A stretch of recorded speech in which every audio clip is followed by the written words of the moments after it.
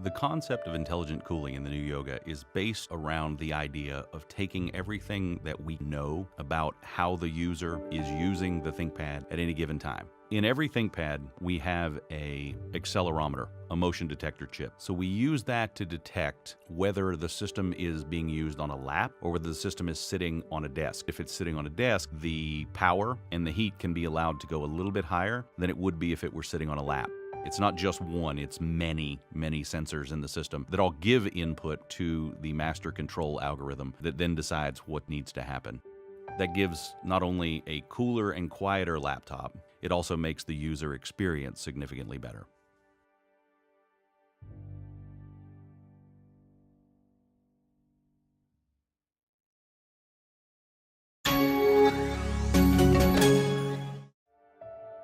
We re-engineered the entire keyboard to have the keyboard itself rise and fall. In the original yoga, when the frame rose up to lock the keys in place, it didn't do anything to prevent the oils that are on the keys from the user's fingers from getting deposited on the screen. This new design sinks down when the system is closed. It also pulls the keys away from the screen, keeps the screen cleaner, but also when the keys themselves are pulled down, they're not all pulled down at once. They're pulled down row by row. That was done for reasons of noise. Because if the entire keyboard just simply popped down, pop, and popped back up, it would have not been an ideal user experience when it was flipped around into tablet mode. The genesis of this entire concept was to improve the user experience by simply getting the keys out of the way. As with many things in this precise design, it's all about the tolerances. This doesn't only have to work on day 1, it has to work on day 1200.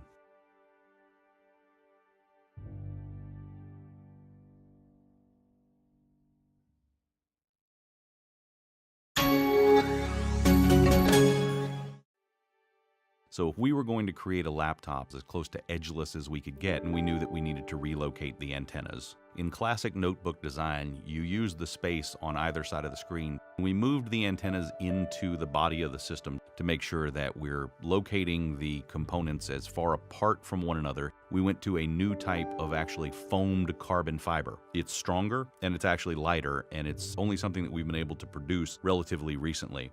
So this gives us the ability to make the edges thinner and the center thicker, which is now surrounded by precast or a molded GFRP glass fiber reinforced plastic frame, and then that is bound together by a thin layer of glass fiber reinforced plastic.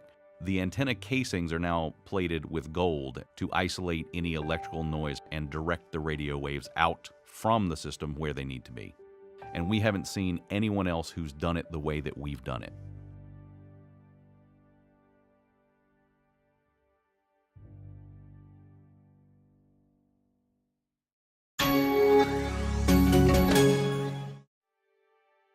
TPM stands for Trusted Platform Module. It's commonly referred to as the security chip.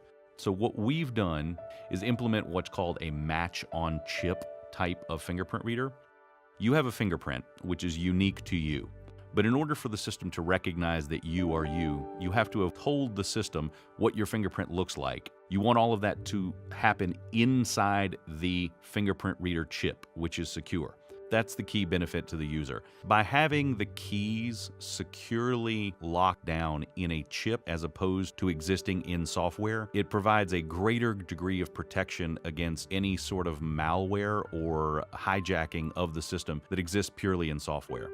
In order to have a fully TCG certified TPM 2.0, it has to be implemented as a separate chip. Every ThinkPad for 2017 now supports a discrete TPM at the 2.0 standard.